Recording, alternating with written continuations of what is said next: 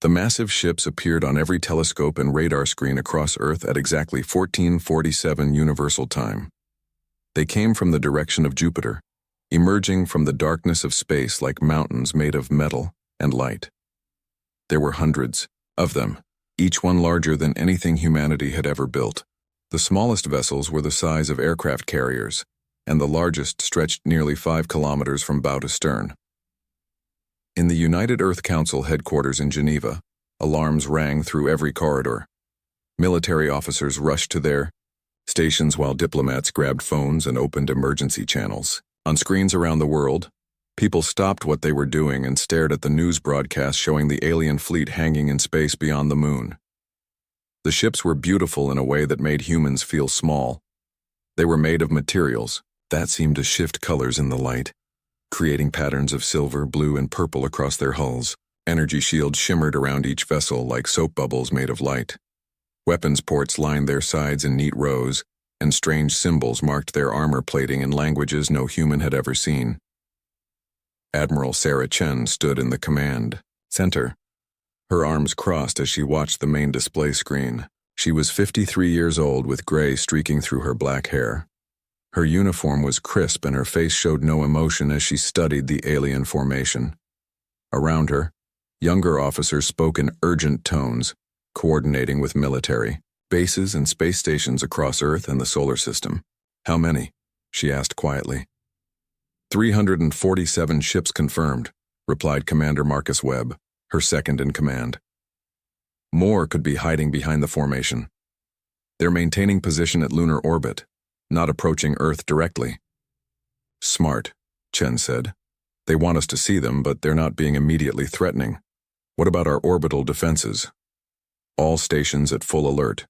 Railgun platforms are charged and targeting solutions are locked. The moon bases have gone to combat status." "But Admiral," Webb hesitated, "our entire defense network wouldn't last 10 minutes against that fleet, not if their technology matches their size." Chen nodded slowly. She had known this day might come. Humanity had always wondered if they were alone in the universe.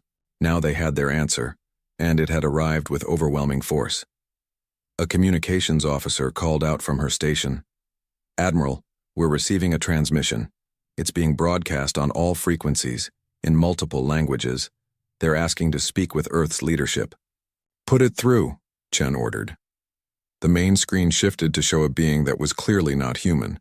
It stood upright like a human, but there the similarities ended. Its skin was a deep burgundy color and covered in fine scales that caught the light. 4 arms extended from its torso, each ending in 3-fingered hands. Its head was elongated with large golden eyes that seemed to see everything. When it spoke, the words came through speakers in perfect English, though there was a delay as translation software worked. "I am Ambassador General Thexnor of the Valorian Empire," the alien said. Its voice was deep and resonant. "We come as representatives of the greatest civilization in this sector of the galaxy. For 12,000 cycles, we have brought order to the chaos of space. 47 species now live under our protection. 200 worlds prosper under our guidance." The alien paused, letting the weight of those numbers sink in. On Earth, billions of people watched the broadcast in their homes, offices, and streets. The United Earth Council members sat in their chamber, faces pale as they listened. "We have observed your species for some time," Thexnor continued. "You have achieved basic spaceflight and rudimentary technology. You show promise, but you are still young and divided. Your people fight among themselves over resources and ideologies. This is common among primitive species. But now, you have the opportunity to join something greater than yourselves." Admiral Chen's jaw tightened slightly, but she remained silent. Around her, the command center was completely quiet as everyone listened. "We offer you a place in the Valorian Empire," the alien said. "Under our rule, Earth will be protected from the dangers of the galaxy. Your people will have access to our technology and knowledge. You will be guided toward a better future. All we ask is that you accept our sovereignty and follow our laws." The alien's golden eyes seemed to look directly through the camera. "To show you the wisdom of accepting our offer, we will demonstrate the power of the Valorian Empire. Observe." The transmission switched to an external view. One of the alien battleships, a massive vessel glowing with energy, moved forward from the formation. Weapons ports along its sides opened, revealing cannons that pulsed with blue light. The ship turned toward a large asteroid that had been drifting nearby, probably pulled into position for this exact purpose. The battleship fired. Beams of pure plasma lanced out from dozens of weapons at once, converging on the asteroid. The rock didn't just break apart, it vaporized. In 3 seconds, a mass of stone and metal that had existed for billions of years was reduced to glowing gas that dispersed into space. The heat from the blast was so intense that sensors on Earth's orbital stations registered it even from that distance. The transmission returned to Ambassador General Thexenor. "This is but a fraction of our military capability," the alien said. "Each ship in our fleet carries weapons that can reduce continents to ash. Our shields have never been breached by any weapon in known space. Our materials are stronger than anything your species has developed. We have conquered worlds with technology far more advanced than yours." The alien leaned forward slightly. "I tell you this not to frighten you, but to help you understand reality. Resistance is not bravery. It is foolishness. Submission is not weakness. It is wisdom." Thexenor straightened. "We are not without mercy. We understand that accepting such a change requires time and consideration. Therefore, we give you 30 days to make your decision. 30 days to consult with your leaders, to debate among yourselves to come to the only logical conclusion."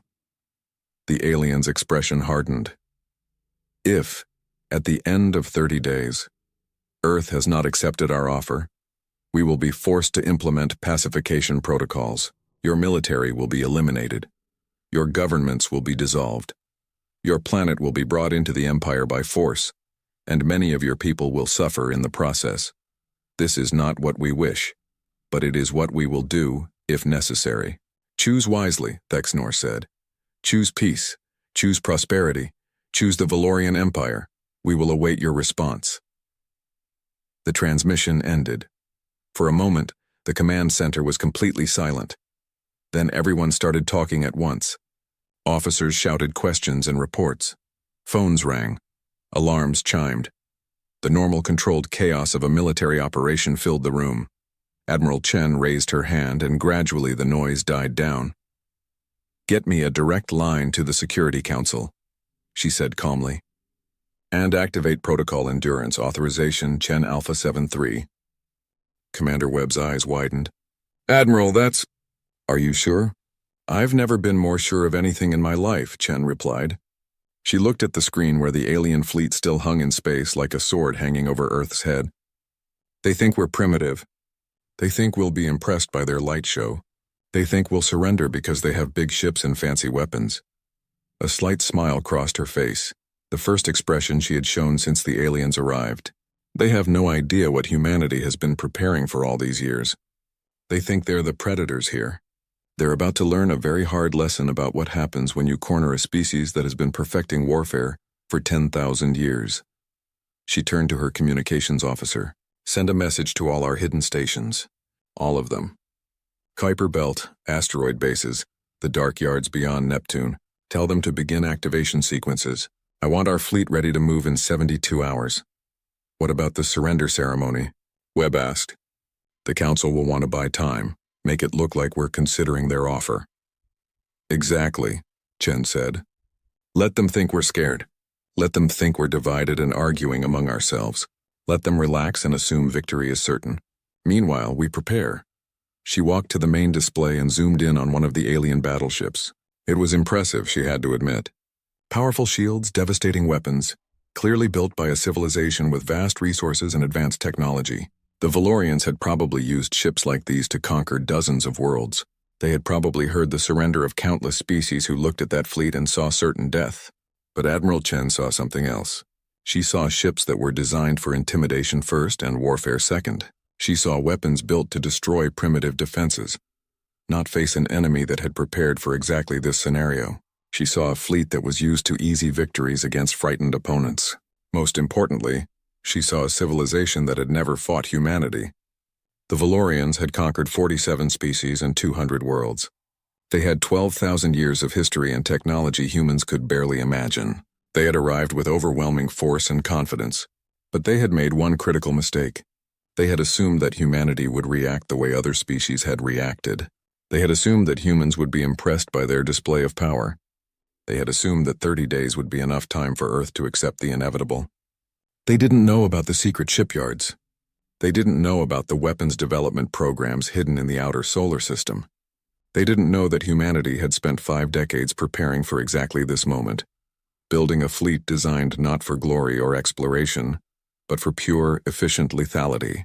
They didn't know that humans were the species that had taken the wolves of their world and turned them into loyal pets. They didn't know that humans were the species that had split atoms to make weapons before they used them to make energy.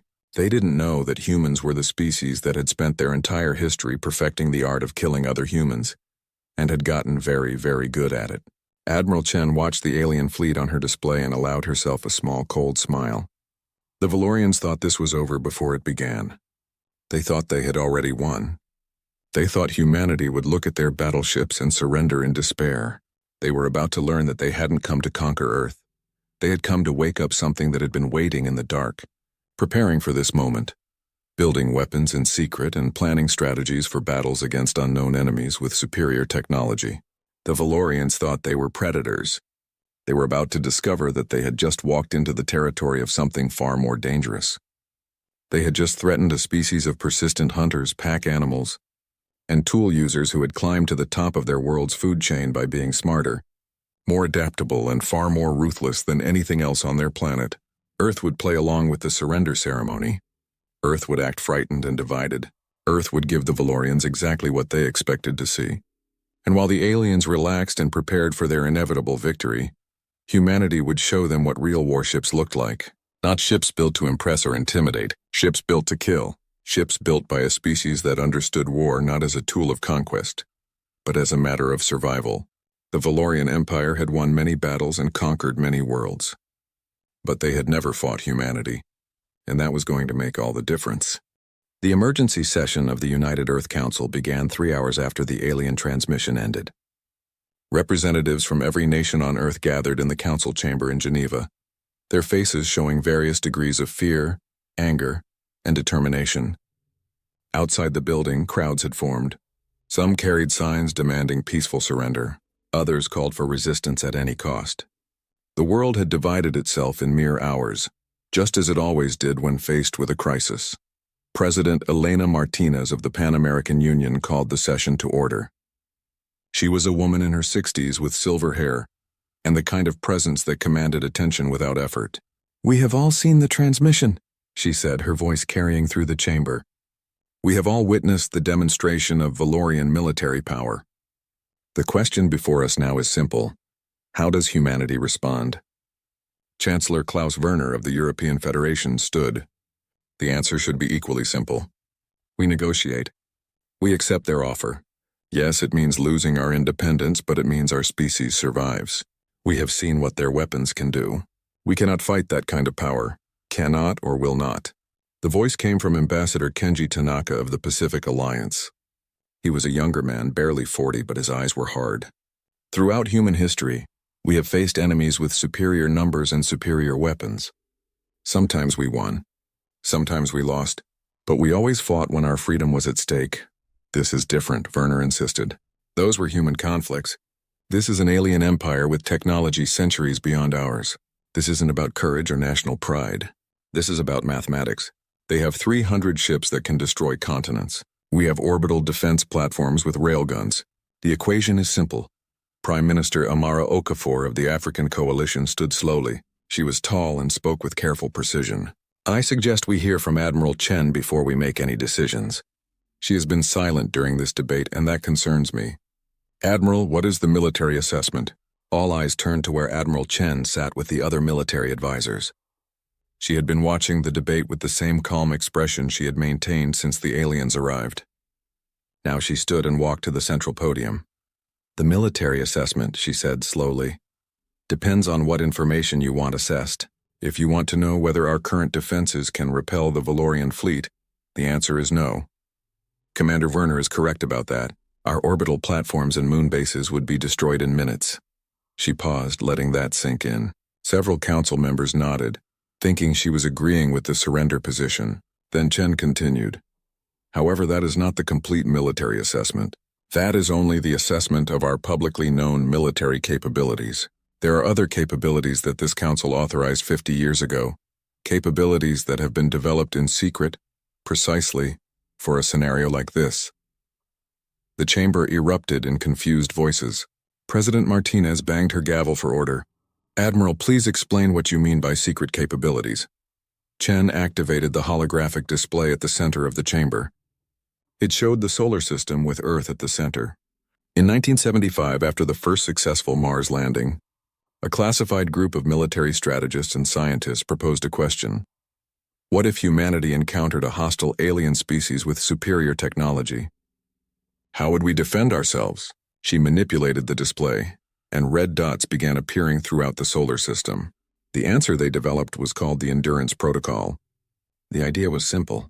If aliens came to Earth, they would see our planet, our obvious military installations, our public technology. They would make assessments based on that visible information. But what if humanity had been building weapons in secret, far from Earth in places where no one would think to look? More red dots appeared. Dozens of them scattered through the asteroid belt, around Jupiter's moons deep in the Kuiper belt beyond Neptune. For 5 decades, under the cover of scientific research and resource extraction, we have been building shipyards and weapons laboratories in the outer solar system. The mining stations were real, but they were also covers for construction facilities. The research bases were studying real science, but they were also developing weapons technology. Chancellor Werner's face had gone pale. You're saying we have a secret fleet? Not a fleet in the traditional sense, Chen replied. We have something different, something designed specifically to fight enemies with superior technology. We learned from every war humans ever fought. We learned from the guerrilla fighters who defeated larger armies. We learned from the smaller nations that held off superpowers. We learned from every underdog victory in human history. She zoomed the display to show one of the red dots in detail. A structure appeared, massive and complex, hidden among the asteroids. This is Shipyard Gamma 7, one of 23 construction facilities scattered through the system. Each one has been building warships for decades. Not ships like the Valorians have. Not ships designed to look impressive or carry troops for occupation. Ships designed for one single purpose, to kill enemy vessels as efficiently as possible. The display showed a ship emerging from the construction dock. It was nothing like the Valorian vessels. Where the alien ships were smooth and beautiful, this ship was angular and brutal. Its hull was matte black, covered in stealth coating. No windows, no decorations, just weapon systems, engines, and armor. It looked less like a ship and more like a flying gun. We call them Raptors, Chen said.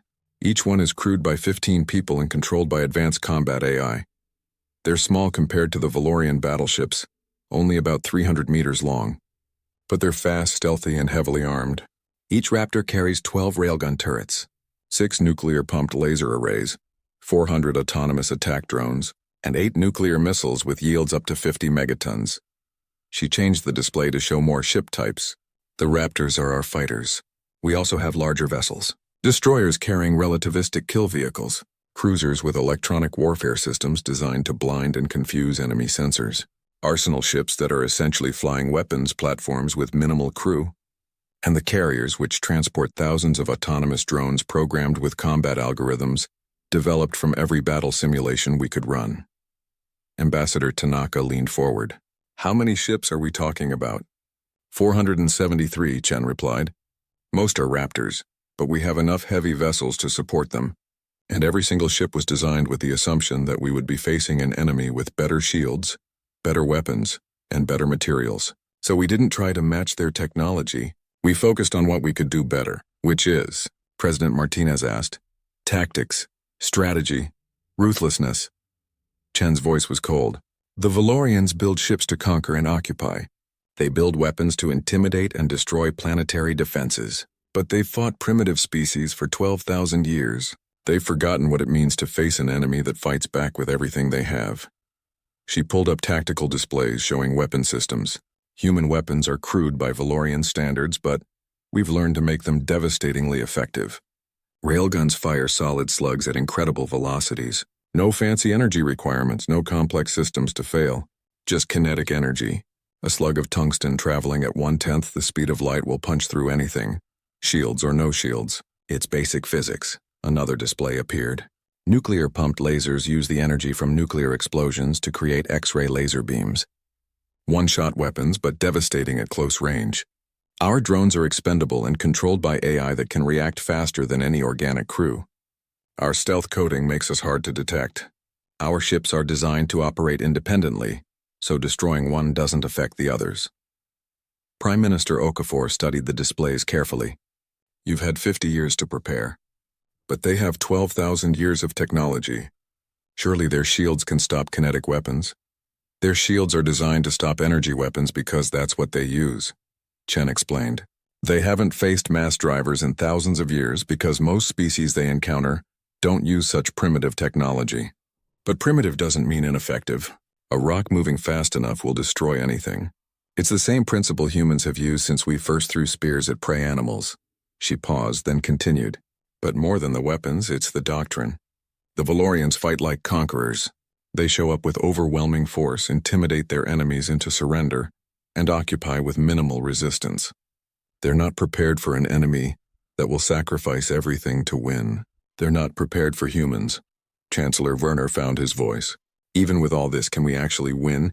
400 ships against 300 Valorian battleships? Chen's expression didn't change. I can't guarantee victory. But I can guarantee that if they want Earth, they'll pay for it in blood. Every ship they lose will take years to replace. Every soldier they lose represents training and experience they can't quickly recover. And most importantly, will send a message to the rest of the Valorian Empire. Humanity is not prey. What if we lose? Someone asked from the back of the chamber. If we lose fighting, we lose everything, Chen admitted. But if we surrender without fighting, we lose everything anyway. At least if we fight, we have a chance, and we show the galaxy that humanity doesn't kneel. President Martinez looked around the chamber at the faces of the council members. Fear was still there, but now there was something else. Hope, determination, pride. How long until the fleet is ready? 72 hours, Chen replied. The ships need to be fully activated and armed.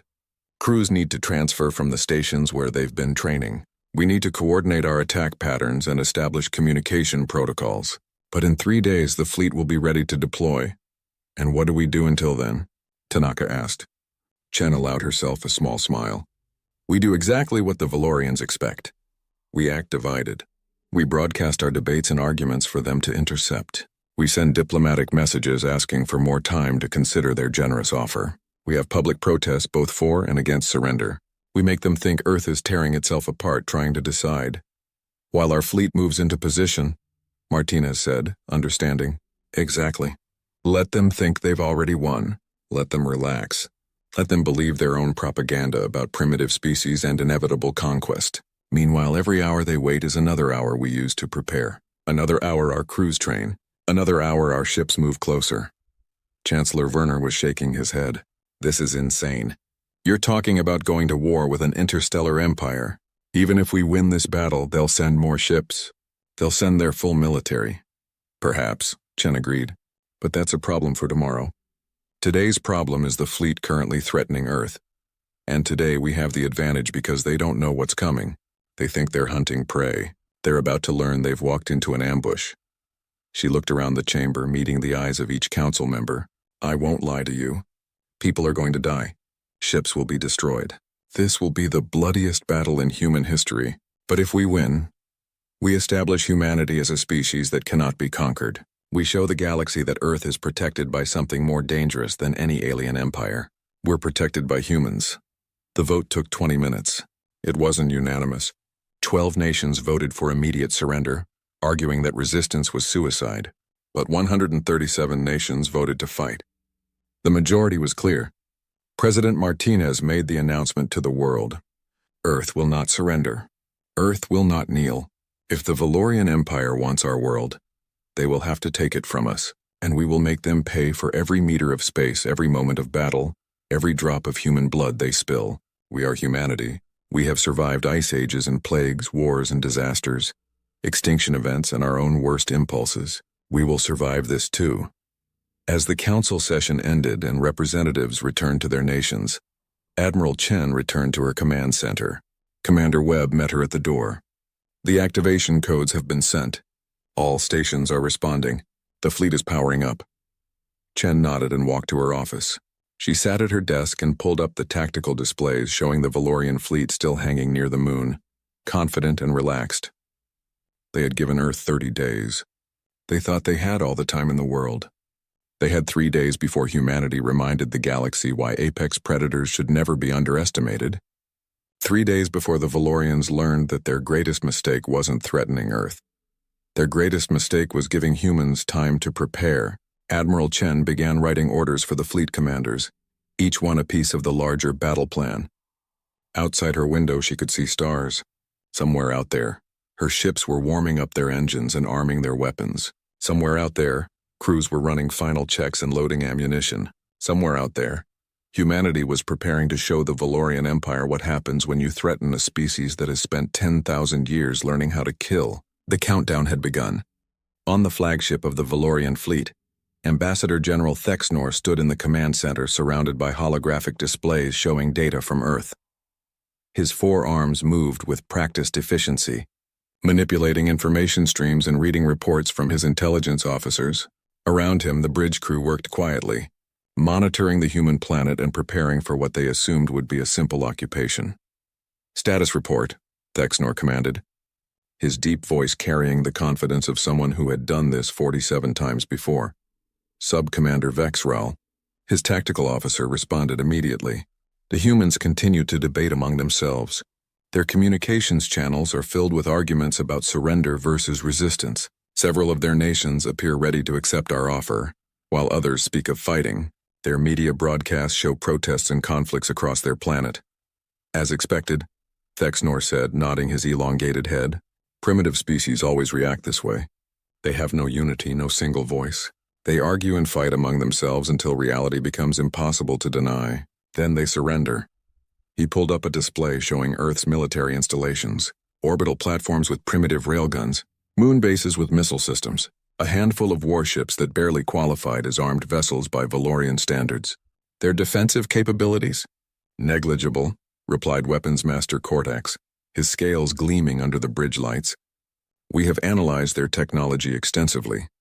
They use chemical propulsion for their spacecraft, nuclear weapons for their most powerful bombs, kinetic weapons and basic energy systems for ship-to-ship combat. We encountered more advanced technology from the Kilrathi during their conquest, and that was 3,000 cycles ago." Thexnor manipulated the display, zooming in on one of Earth's warships. It was less than 200 meters long, powered by fusion engines armed with railguns and missiles. Primitive, almost laughably so. Their largest vessel carries weapons that might scratch our shield generators. Their fastest ships are slower than our cargo haulers. Their best armor wouldn't stop our point defense systems. "Exactly, Ambassador General," Cortex agreed. "A single one of our battleships could destroy their entire defensive network within an hour. Our full fleet could glass their planet in a day if we chose to do so." "Which we will not," Thexnor reminded him firmly. "Earth has resources we need. Its population can be integrated into the Empire. Its location is strategically valuable.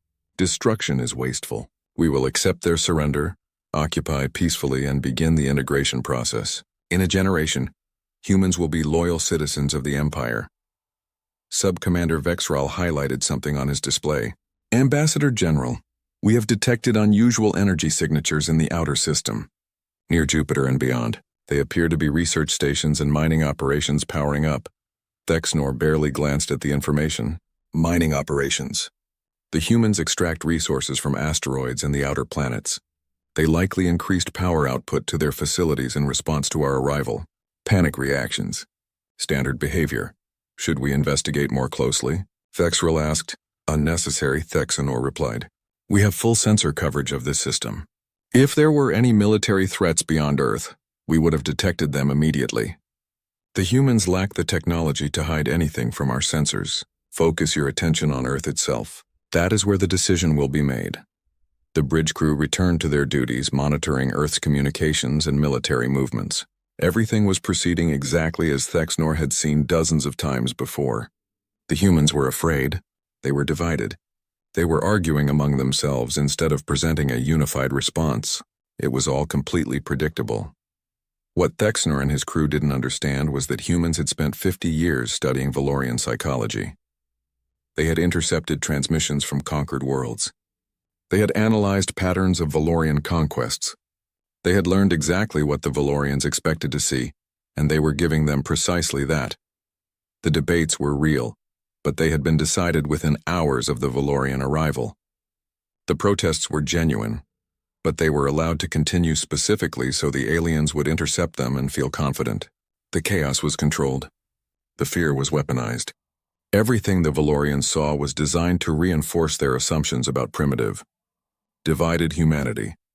And while the Valorians watched Earth and congratulated themselves on another inevitable victory, they completely missed what was happening in the dark spaces of the outer solar system. In the Kuiper Belt, beyond Neptune, Shipyard Gamma 7 completed the activation of its final Raptor-class warship. Captain Lisa Rodriguez stood on the bridge of her vessel, designated Hunter 7-3. Around her, the crew moved through their stations with practiced efficiency. They had trained for this moment for years. Some had been born in the outer system and had never set foot on Earth. All of them understood what they were about to do. "All systems green," reported the weapons officer. "Railguns charged. Laser arrays ready. Drone bays loaded. Nuclear missiles armed." "Engine status?" Rodriguez asked. "Fusion drive at full capacity. We can maintain 0.8 G acceleration for 72 hours before we need to refuel. Stealth systems active. We're nearly invisible to standard sensors." Rodriguez nodded and opened a channel to the other ships in her squadron. 12 Raptors, each one a Predator designed for one purpose. "All Hunters, this is 7-3. Sound off." One by one, the other captains reported in. "All ships ready. All crews prepared. All weapons armed." They were the tip of the spear, the first squadron that would engage the Valorian fleet. Behind them, dozens more squadrons were preparing. Destroyers with their relativistic kill vehicles, cruisers with electronic warfare systems, the massive arsenal ships with enough firepower to level a continent. "Orders from command," Rodriguez said, displaying Admiral Chen's tactical plan on their screens. "We jump to combat speed in 6 hours. Transit time to Earth orbit is 48 hours at maximum burn. We maintain stealth protocols until we're in attack range. Then we go weapons free and show these aliens what human warships can do." She looked at the faces of her crew on the secondary displays. Young faces, old faces. Every race and nation on Earth represented. They were human diversity concentrated into a single purpose: survival. "I won't lie to you. This is going to be the hardest fight of our lives. The Valorians have technology we can't match. They have experience conquering worlds. They have numbers and firepower." Rodriguez paused, then smiled grimly. "But they've never fought humans. They don't know what we're capable of. They don't understand what happens when you threaten the homeworld of a species that evolved by hunting everything else on their planet. They think their fancy shields and plasma weapons make them invincible. We're about to teach them a lesson in physics and violence." The crew was silent, focused. Rodriguez continued. "Our weapons are simple. Railguns throw chunks of metal really fast. Nuclear weapons make really big explosions. Drones are just small ships loaded with explosives and told to ram targets. Nothing fancy. Nothing complicated. Just pure, efficient killing tools. And that's all we need." She pulled up an image of a Valorian battleship. Beautiful, powerful, intimidating. "They build ships to inspire awe. We build ships to destroy enemies. They fight wars of conquest. We fight wars of survival. They expect us to be impressed by their fleet. We're going to show them our fleet, and it won't be impressive. It will be terrifying." Rodriguez closed the channel and turned to her helm officer. "Set course for Earth, maximum stealth. We're going hunting." All across the outer solar system, the same scene played out on hundreds of ships. Crews preparing, weapons powering up, engines igniting. The human fleet began its burn toward Earth, moving through the darkness of space like sharks sensing blood in the water. Back on the Valorian flagship, Thexnor received a diplomatic message from Earth. President Martinez requesting a meeting to discuss terms of surrender, asking for guarantees about treatment of the human population, seeking assurances about preserving human culture. Exactly what he expected. "Draft a response," he told his communications officer. "Be generous. Promise them cultural autonomy within reasonable limits. Guarantee fair treatment. Offer technology sharing and economic benefits. Make it sound appealing. Yes, Ambassador General, the officer replied, beginning to compose the message. Thexnor allowed himself a moment of satisfaction. Another world about to join the Empire. Another species about to learn the benefits of Valorian rule. In 30 days, or perhaps even sooner, Earth would surrender. There would be a ceremony. Speeches about peace and cooperation. The Valorian flag would be raised over Earth's capitals. Another successful conquest to add to his record. Ambassador General, Bexral called out. The energy signatures in the outer system are increasing. Multiple contacts now. They're moving. Toward us. Thexnor frowned and pulled up the sensor data. The mining stations and research bases were indeed showing increased activity. And now they were registering as mobile contacts. Dozens of them. No, hundreds of them. All accelerating toward Earth. Analyze, he commanded. Kordax worked his console rapidly. Thermal signatures consistent with fusion drives. Acceleration rates higher than expected for cargo vessels. But the profiles don't match military craft. Too small. Wrong energy signatures. They could be evacuation ships, civilian vessels fleeing the outer system toward Earth. Possibly, Thexnor said, but something nagged at him. Increase sensor focus on those contacts. I want detailed scans. Ambassador General, they're still beyond effective scanning range. And their emissions are oddly muted, almost as if they're running with minimal power output except for engines. We can detect them, but we can't get detailed information yet. Thexnor stared at the display. Hundreds of contacts, all moving toward Earth, all accelerating at rates that suggested powerful engines, all maintaining unusual silence in terms of emissions. For the first time since arriving at Earth, he felt a small whisper of uncertainty.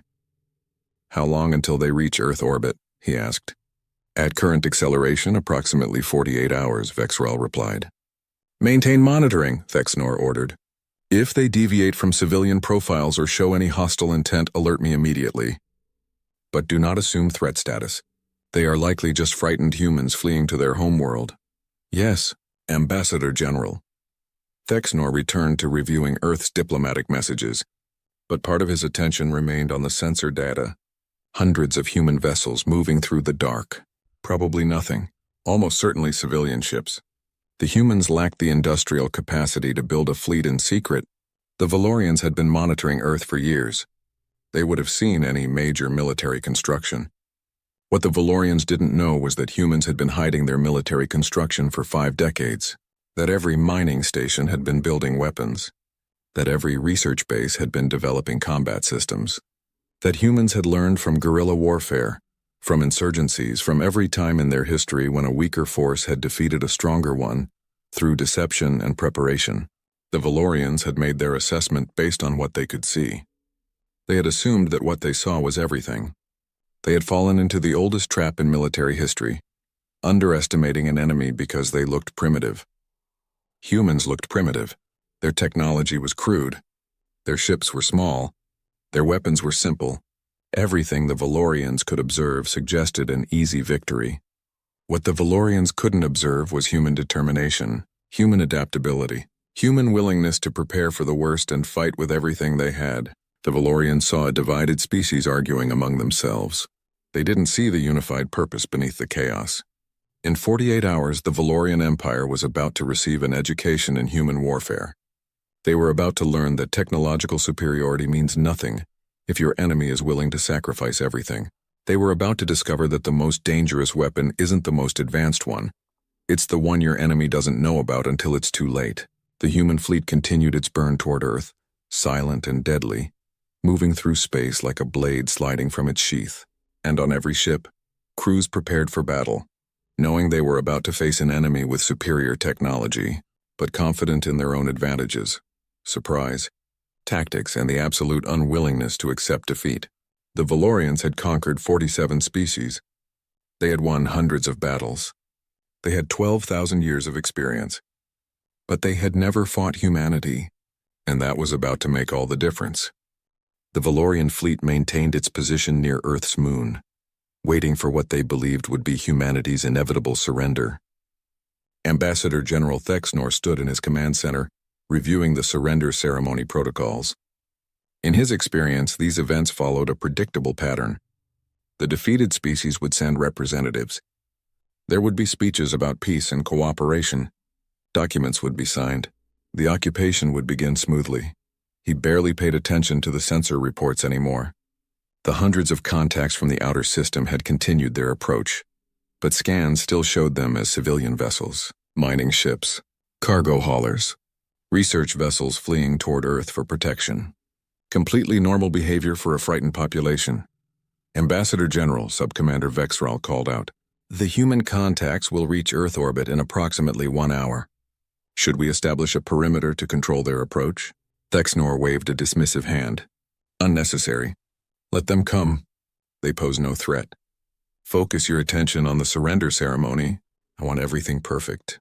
This will be a message to the rest of the galaxy about Valorian mercy and wisdom." What Thexnor didn't know was that Admiral Chen was watching his fleet from her command center on Earth, analyzing their formation with the cold calculation of a predator studying prey. The Valorians had arranged themselves in a ceremonial pattern, their largest battleships in the front, smaller cruisers and destroyers spread out behind them. It was designed to look impressive. It was tactically stupid. "They're bunched up," Commander Webb observed. "Perfect targets for area weapons." "They're used to fighting primitives," Chen replied. "Species that see that fleet and surrender immediately. They've forgotten what a real space battle looks like. They've forgotten that formations designed for intimidation are vulnerable to concentrated fire." She opened a channel to the fleet. All 473 human warships were now in position, having completed their burn from the outer system. They hung in the darkness beyond the Valorian sensor range, their stealth coating making them nearly invisible against the black of space. "All ships, this is command. Final weapons check. Report status." One by one, the squadron leaders responded. "All weapons hot. All systems green. All crews ready." Chen allowed herself a moment of pride. These were her people, humans from every nation and background, united in a single purpose. They had trained for years for this moment. Now it was time to show the galaxy what humanity could do. "Remember the plan," she said calmly. "We hit them fast and hard. No warning, no mercy. We don't give them time to react or adapt. Raptors go in first with railguns and drones. Destroyers follow with the relativistic kill vehicles. Cruisers jam their communications and sensors. Arsenal ships provide supporting fire. We turn their ceremonial formation into a killing field." She paused, then added quietly, "I know some of you are scared. That's good. Fear keeps you sharp. But remember, they came to our home. They threatened our families. They expected us to kneel. Show them what happens when you threaten humanity. Show them that we are not prey. We are the hunters, and today they are the hunted." Chen closed her eyes for a moment, took a deep breath, then opened the fleet-wide channel. "All ships, begin attack run. Execute protocol endurance." The human fleet dropped stealth and activated their engines simultaneously. 473 warships appeared on Valorian sensors all at once, burning at maximum acceleration directly toward the alien formation. On the Valorian flagship, alarms screamed throughout the bridge. Vexral stared at his display in disbelief. "Contact! Multiple contacts. Hundreds of them. Military profiles. They're attacking." Thexnor spun to face the tactical display, his forearms moving frantically. "Impossible. Those were civilian vessels." "How? They weren't civilian," Cortax interrupted, his voice tight with sudden understanding. "They were warships running silent. We saw what we expected to see. We've been deceived. Battle stations." Thexnor roared. "All ships to combat formation. Raise shields. Charge weapons. Prepare to—" The first railgun slugs hit before the Valorians could complete their formation change. Captain Rodriguez's squadron of Raptors had opened fire at maximum range, their targeting computers calculating trajectories with inhuman precision. 12 ships firing 17 guns each, 204 tungsten slugs, each weighing 3 tons, each traveling at 1/10 the speed of light. The slugs covered the distance in seconds. The Valorian shields, designed to deflect energy weapons and slow-moving projectiles, were completely ineffective against solid objects moving at relativistic speeds. Basic physics took over. Kinetic energy equals 1/2 mass times velocity squared. At those speeds, the math was devastating. The first slug hit a Valorian cruiser amidships. The tungsten penetrated the shields like they weren't there, punched through the outer armor, continued through the interior, and exited the other side. The kinetic energy transfer created a shockwave that tore the ship apart from the inside. It broke into 3 pieces, atmosphere and debris fountaining from the breaches. The next 17 slugs hit the same ship, reducing it to an expanding cloud of wreckage. The Valorian crew never had time to scream. One moment they were preparing for a surrender ceremony. The next moment they were dead. More slugs found more targets. A destroyer took 4 hits and simply ceased to exist, vaporized by the kinetic impacts. A battleship's shields flickered and failed under the hammering, its armor cracking like an eggshell. In the first 10 seconds of combat, the Valorians lost 14 ships. Return fire, Thexnor screamed. Target those vessels. Destroy them. The Valorian plasma cannon swiveled and fired, blue-white beams lancing out toward the approaching human ships. But the Raptors were small, fast, and their pilots were good. They jinked and dodged, using attitude thrusters to throw off the Valorian targeting solutions. Some beams hit, burning through armor and destroying ships, but most missed, and the Raptors kept coming, kept firing. Launch drones, Rodriguez ordered. From the belly of each Raptor, hatches opened and attack drones poured out like angry hornets. Each drone was small, barely 3 meters long, armed with a single warhead and guided by combat AI. They moved in swarms, hundreds of them, overwhelming the Valorian point defense systems. The Valorians shot down dozens of drones, then dozens more, but there were too many. The drones crashed into shields, weakening them with each impact. They targeted weapon systems, sensor arrays, engine ports. Some carried conventional explosives, others carried nuclear warheads. They didn't care about survival. They were designed to die, taking their targets with them. A battleship disappeared in a nuclear fireball as 15 drones struck simultaneously, their warheads creating a fusion reaction that breached the reactor containment. Another ship went dark as drones destroyed its sensor suite, leaving it blind and helpless. The Valorian formation began to break apart as ships tried to maneuver away from the swarms. Then the destroyers arrived. 8 human vessels, each carrying a single relativistic kill vehicle. These weren't smart weapons. They were rocks, big chunks of iron and nickel, each weighing 100 tons attached to powerful engines. The destroyers had accelerated them to 15% light speed before releasing them. At those velocities, they couldn't be stopped. Point defense was useless. Shields were worthless. Armor was irrelevant. The laws of physics became the ultimate weapon. When a 100-ton mass hits a target at 15% of light speed, the kinetic energy release is measured in megatons. The first kill vehicle hit a Valorian battleship dead center. There was no explosion, no fireball, just instant vaporization. The battleship and everything in it became plasma, a brief star that flared and died in seconds. The shockwave from the impact damaged nearby ships, cracking hulls and shorting out systems. More kill vehicles found their targets. The Valorians tried to shoot them down, but hitting something that small moving that fast was nearly impossible. One kill vehicle missed its target and passed through the formation, its sheer velocity creating a shockwave that disabled a destroyer. Another hit a cruiser at an angle, shearing off half the ship and sending it spinning out of control. Electronic warfare now. Admiral Chen ordered from Earth. The cruisers activated their systems. They didn't have better technology than the Valorians, but they had studied Valorian communications and sensor frequencies for years. Now they broadcast white noise across those frequencies, jamming enemy communications and blinding their sensors. Suddenly, the Valorian fleet couldn't talk to each other, couldn't coordinate their defense, couldn't see the full picture of the battle. Ships collided as they maneuvered blindly. Friendly fire incidents occurred as crews fired at sensor ghosts. The organized fleet became a confused mob of individual vessels, each fighting alone against coordinated human attacks. The arsenal ships opened fire last. These were the largest human vessels, essentially flying weapons platforms with minimal crew. Each one carried nuclear missiles, hundreds of them, with yields up to 50 megatons. They ripple-fired, launching wave after wave of warheads toward the Valorian formation. The Valorians shot down many missiles. Their point defense lasers were excellent, but some got through. A dozen nuclear fireballs bloomed among the alien fleet. The electromagnetic pulses knocked out electronics. The radiation damaged sensors and crew. The kinetic shockwaves battered already damaged ships. On the Valorian flagship, Thexnor watched his fleet die. 40 ships destroyed in the first minutes. Dozens more damaged. The humans were everywhere, striking from multiple angles. Using weapons he had dismissed as primitive but which were devastatingly effective, his beautiful, powerful fleet was being torn apart. "We need to retreat," Vexral said, his voice shaking. "Withdraw to reforming distance." "We can't fight like this." "No!" Vexnor roared. "We are the Valorian Empire. We do not retreat from primitives. All ships concentrate fire. Target their largest vessels." But there were no human capital ships. No large targets. Just small, fast attack ships that refused to stand still. Just swarms of drones. Just rocks moving at impossible speeds. The Valorians had prepared to fight a traditional space battle against a conventional fleet. They faced something else entirely. A human tactic from ancient Earth warfare. The swarm attack.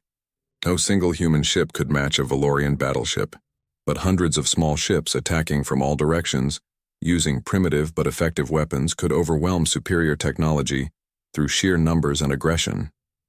Another Valorian battleship exploded as railgun fire found its reactor. A cruiser went dead in space, its power systems destroyed by drone attacks. A destroyer tried to run and took a kill vehicle in the engines, breaking its back.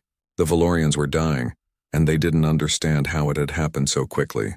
Rodriguez's Raptor took a plasma beam hit that vaporized the port side. Alarms screamed as atmosphere vented and crew compartments opened to space. "Seal breaches," she shouted. "Keep firing." "We're not done yet." Her ship was dying, but it still had weapons. She targeted a Valorian cruiser and fired everything she had. Railguns hammered the target. Drones swarmed it. A nuclear missile punched through weakened shields and detonated against the hull. The cruiser broke apart and Rodriguez allowed herself a grim smile. "Captain, we've lost engines," her officer reported. "Life support failing. We have maybe 10 minutes. Rodriguez nodded. "Set collision course with that battleship. Transfer crew to escape pods. We'll give them something to remember us by." The crew evacuated while Rodriguez stayed at the helm, guiding her broken ship toward the Valorian vessel. It tried to shoot her down, but she was already dead in space, too damaged to be worth their focused fire.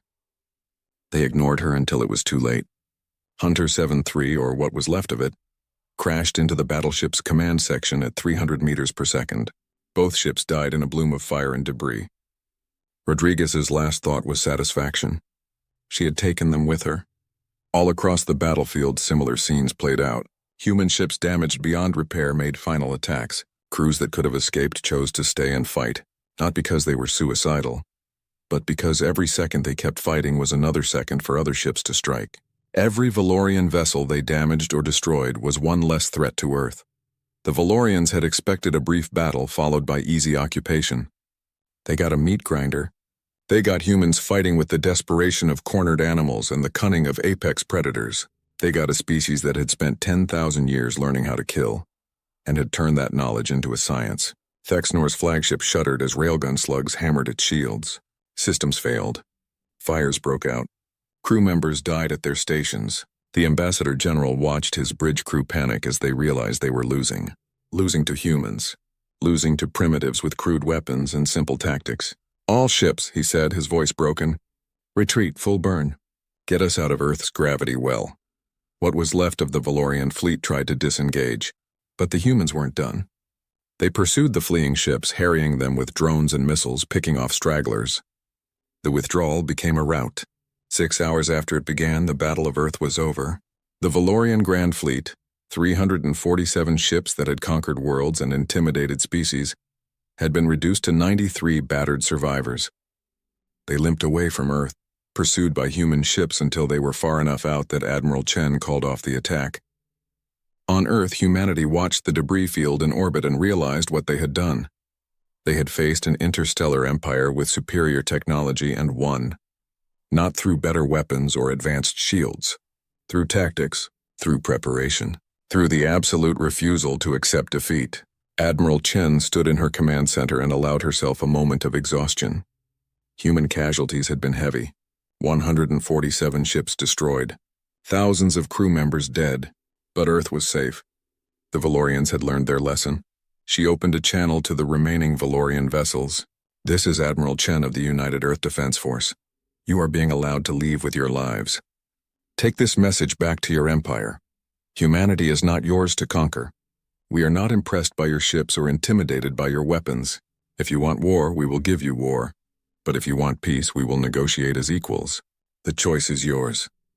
She closed the channel and looked at her remaining ships. They were damaged, battered, but victorious. Humanity had announced itself to the galaxy not as a primitive species to be conquered, but as a force to be reckoned with. The Valorian Empire had thought they were the predators. They had learned in Blood and Fire that they had made a terrible mistake.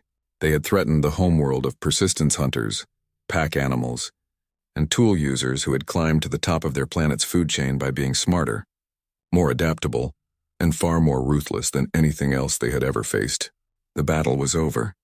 The war might be just beginning. But for today, humanity had proven something important. They were not prey. They were the hunters. And the galaxy would remember. Ambassador General Thexnor floated in his escape pod, watching through the small viewport as his flagship exploded behind him. The massive vessel that had carried him to 47 conquests was torn apart by human railgun fire, joining the debris field that now orbited Earth like a ring of broken dreams and shattered pride. His pod tumbled slowly through space, life support systems damaged, emergency beacon transmitting weakly. One of his forearms was broken. Burns covered his scaled skin. Blood leaked from wounds he couldn't properly treat with the pod's limited medical supplies. He was alive, but barely.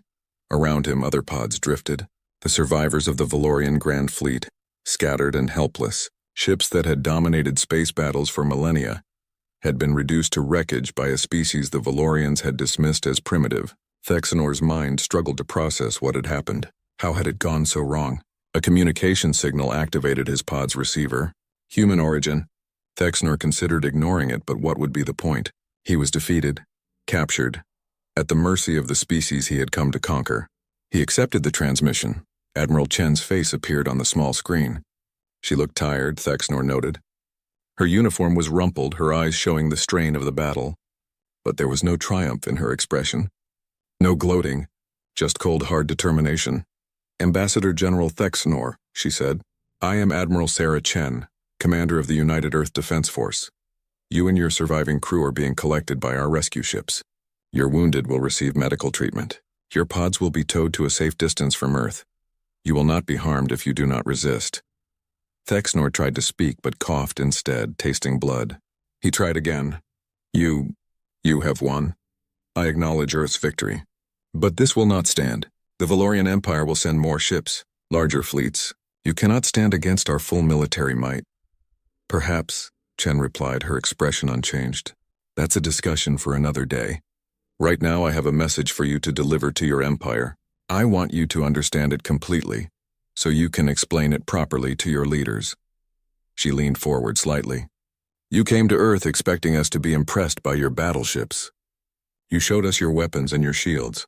You demonstrated your power and gave us 30 days to surrender. You thought we would be like the other species you conquered. Primitive, divided, easily intimidated. Chen's voice remained calm, but there was steel beneath the words. You made assumptions based on what you could see. You saw our basic technology and concluded we were no threat. You saw our public disagreements and thought we were weak. You saw our small ships and simple weapons and dismissed us as primitives. Every assumption was wrong. Thexnor said nothing. His golden eyes, usually so confident, now showed only pain and confusion. Chen continued. We're not warlike, Ambassador General. We don't conquer other species. We don't build empires. For the most part, we prefer peace. But we're also not naive. We know the galaxy is dangerous. We know there are species like yours out there, ready to take what they want by force. So we prepared. She pulled up tactical displays showing the human fleet. For 50 years, we built weapons in secret. We developed tactics specifically designed to fight enemies with superior technology. We studied every battle in our history, learned from every victory and defeat. We turned our paranoia into preparation, our fear into readiness. Your weapons are primitive, Thexnor managed to say. You won through luck and surprise. Once we adapt to your tactics, you'll lose again, Chen interrupted. Because you still don't understand what you face today. Those primitive weapons were specifically chosen to counter your advantages. You have energy shields, so we used kinetic weapons that shields can't stop. You have advanced sensors, so we used stealth and electronic warfare. You have large, powerful ships, so we built small, fast ones that swarm and overwhelm. She paused to let that sink in. We didn't try to match your technology. We couldn't. Instead, we adapted. We used what works. A rock moving fast enough will destroy anything, no matter how advanced it is. A nuclear explosion doesn't care about your shields. A swarm of drones can overwhelm the best point defense. These are lessons humanity learned fighting each other for 10,000 years. Thexnor's scales had gone pale. Chen's words were cutting deeper than any weapon. She was explaining not just how the Valorians had lost, but why they had never had a chance. "Let me tell you about humanity, Ambassador General," Chen said, her voice taking on an almost educational tone. "We're persistence predators. Do you know what that means? On our world, we didn't have the strongest jaws or the sharpest claws. We couldn't run as fast as our prey, so we developed a different hunting strategy. We chased our prey until it collapsed from exhaustion. We tracked animals for days, never letting them rest, never giving up until they were too tired to run anymore. Then we killed them." She let that image settle. "We're pack hunters. We work together. We coordinate. We share information and adapt our tactics in real time. When you attacked, you weren't fighting individual ships. You were fighting a coordinated organism with hundreds of parts all working toward a single goal, your destruction. And most importantly," Chen continued, "we're tool users. We turn everything into weapons. We took wolves, the apex predators of our world, and bred them into dogs that protect our children. We took atoms, the building blocks of matter, and split them to make bombs. We took rocks and learned to throw them fast enough to punch through armor. Everything we touch becomes a weapon if we need it to be." Thexnor felt something he had never experienced in his long military career. True fear. Not fear of death, but fear of understanding. Chen was revealing a truth about humanity that was terrifying in its implications. "You came here thinking you were the predators," Chen said softly. "You thought we were prey to be hunted and captured. But you made a critical mistake. You judged us by your own standards, by the species you had conquered before. You didn't realize what we actually are." She leaned even closer to the camera, her eyes intense. "We're the species that walked out of Africa with nothing but sharp rocks and burning sticks and conquered an entire planet. We're the species that nearly drove ourselves to extinction multiple times and somehow survived.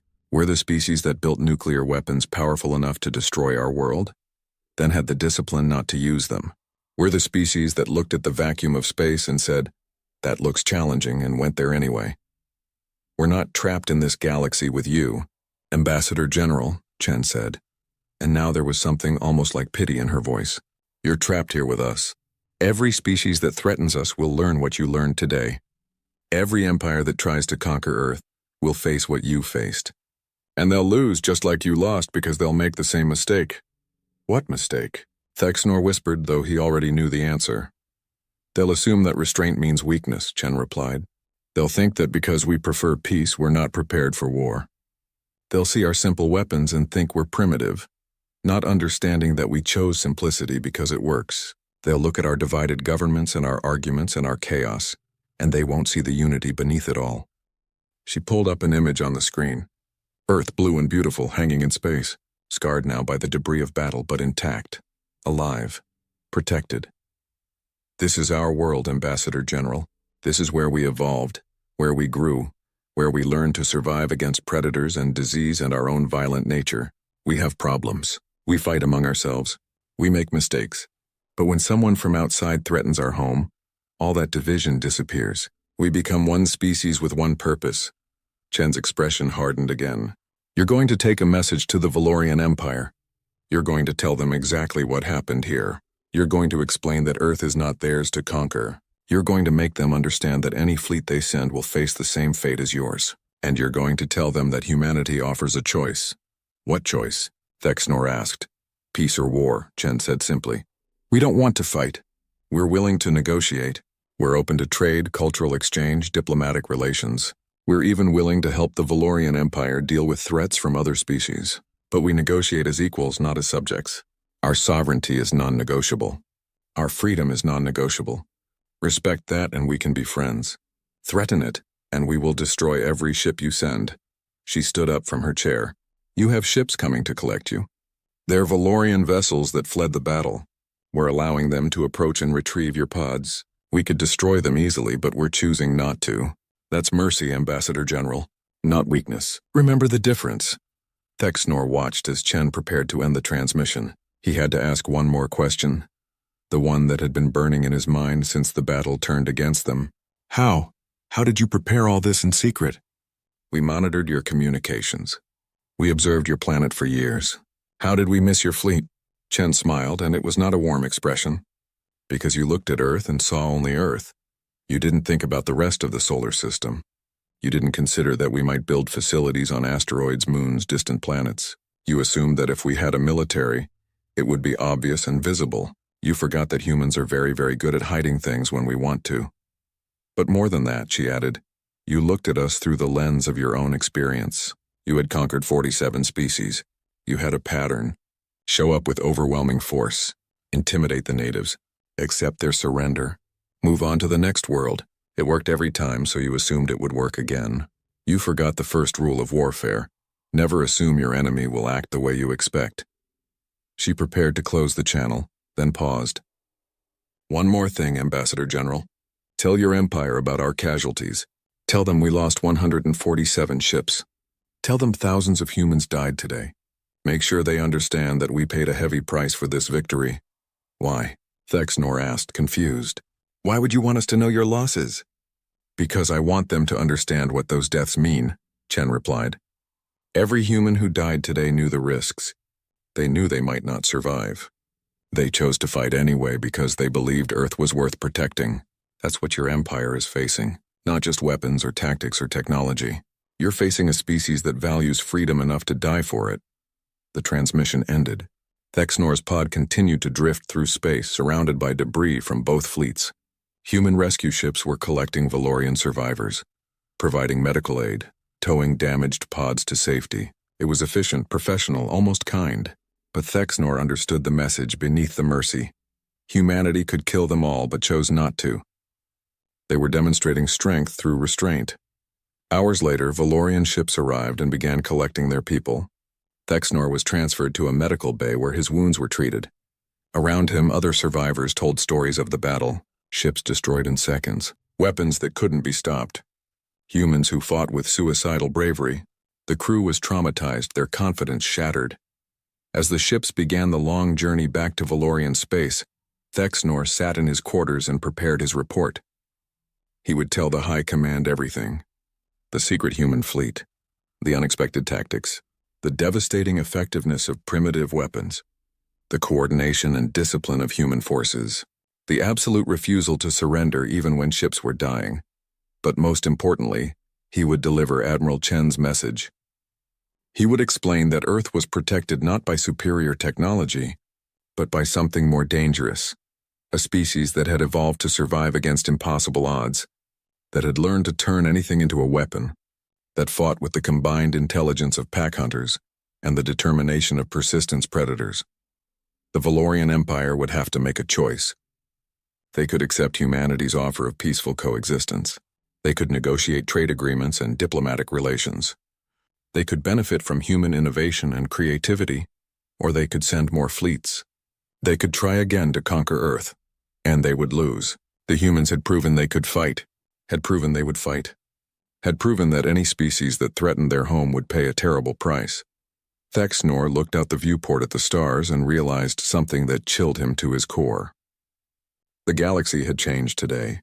Humanity had announced itself not as a primitive species to be absorbed into greater civilizations, but as a power in its own right. Other species would hear about this battle. They would learn that Earth could not be easily conquered. Some would respect that. Some would fear it. Some would want to test it themselves. The Valorian Empire had come to Earth expecting an easy victory. They had found something else entirely. They had found humans, and the galaxy would never be the same. Back on Earth, Admiral Chen stood at a memorial service for the fallen crew members. Thousands had died defending their world. Their names would be remembered. Their sacrifice would be honored. But Chen knew this was just the beginning. More aliens would come. Some would be friendly. Others would be hostile. Humanity had proven it could fight and win, but that didn't mean the battles were over. If anything, they were just beginning, but humanity was ready. They had ships. They had weapons. They had tactics and strategies developed over thousands of years of warfare. Most importantly, they had the will to survive, the intelligence to adapt, and the courage to face whatever came next. Admiral Chen looked up at the stars and smiled grimly. Let them come. Let the galaxy see what humanity was capable of. Let them understand that Earth was not a prize to be won or a resource to be exploited. It was home, and humans would protect their home with everything they had. The Valorian Empire had thought they would be impressed by alien battleships. Instead, humanity had shown them something far more impressive: the determination of a species that refused to kneel, the ingenuity of tool users who could turn anything into a weapon, and the terrifying efficiency of predators who had spent 10,000 years perfecting the art of survival. The message had been sent. The warning had been delivered. Now the galaxy would decide how to respond. But whatever came next, humanity would be ready. They had proven that when you corner a persistence predator, when you threaten a pack hunter, when you challenge a species that has climbed to the top of its food chain through intelligence and adaptability, you don't get submission, you get war. And humanity, it turned out, was very, very good at war.